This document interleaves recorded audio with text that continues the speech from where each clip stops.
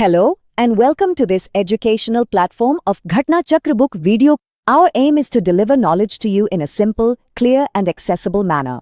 Let us begin this journey of learning and success together. Hey, so if you've recently sold a property and you're kind of dreading that tax bill, you're going to want to stick around for this. The government just dropped a brand new way to save on capital gains tax, and we're about to break down exactly how it works for you.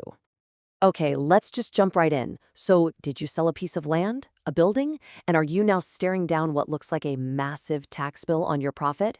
You know, that tax bite can be a serious, serious hurdle. So let's talk about how you can actually manage it. And yeah, this hurdle, it's got a name. We call it the Capital Gains Challenge. Honestly, it's something that anyone selling a big asset in India has to think about, and think about very, very carefully. So here's the deal. When you sell a property that you've held for a while, the government wants a piece of the action. They tax the profit you made, what's called the capital gain. And listen, we're not talking about pocket change here. This can be a pretty substantial amount of money that really cuts into what you walk away with. But what if? What if there was a new, totally legit, government-approved way to slash that tax bill? Well, guess what? There is. Let's dive into this brand new tool that just hit the scene. Okay, get this. On July 9th, 2025, that's the date you need to know. The government of India, through an official notification, basically added a new player to the tax-saving game. And no, this isn't just a rumor or speculation. This is a formal, official change. It's a brand new opportunity for anyone selling property.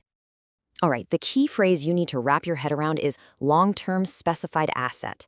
The easiest way to think about it, it's like a VIP list, an exclusive club of investments that let you save on capital gains tax. And the big news, the whole reason we're talking about this, is that bonds from IREDA, that's the Indian Renewable Energy Development Agency, have just made it onto this list. They're now part of the club under Section 54 EC. Okay, so you're probably thinking, great, how do I use this? Well, it's not automatic. You've got to play by the rules. So let's crack open the 54 EC rulebook and see exactly what you need to do to qualify for this tax break. It's actually a pretty straightforward three-step process. Step 1, you sell your asset, your land or building, and you make that long-term capital gain. Step 2, you take that profit and you put it into these IREDA bonds.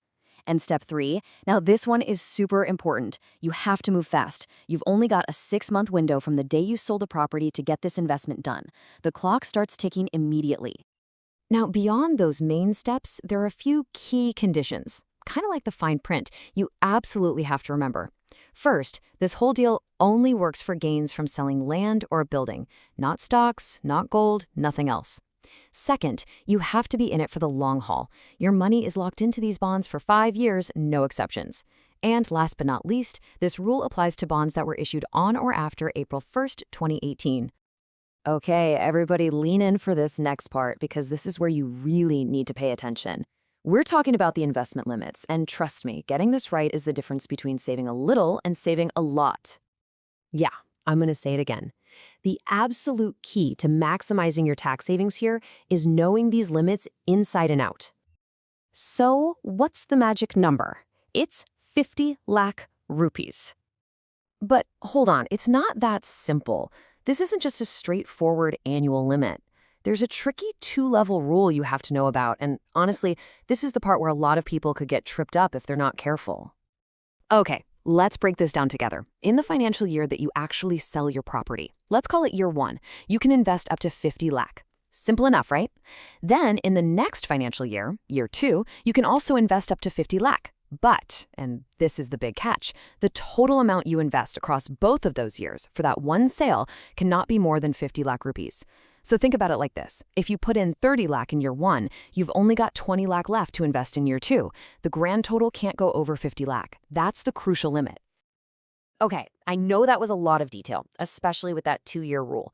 So let's boil it all down to the key takeaways, the stuff you absolutely need to remember. All right, here's the cheat sheet. 1. IREDA bonds are now officially a tool for you under Section 54 EC to save on that capital gains tax. 2. This is only for profits from selling land or a building. 3. You've got 6 months. That's it. The clock is ticking from the moment you sell. And 4. Don't forget that tricky 50 lakh limit. It's a combined total across the year of the sale and the next one. Got it? So, that really brings us to the final big picture question, doesn't it? The government has just put a new, really powerful tool on the table for taxpayers. The real question for you is, with this IREDA bond option now in the mix, is it time to rethink your capital gains strategy? How does this change your plans for what you do after a big property sale? It's definitely something to think about.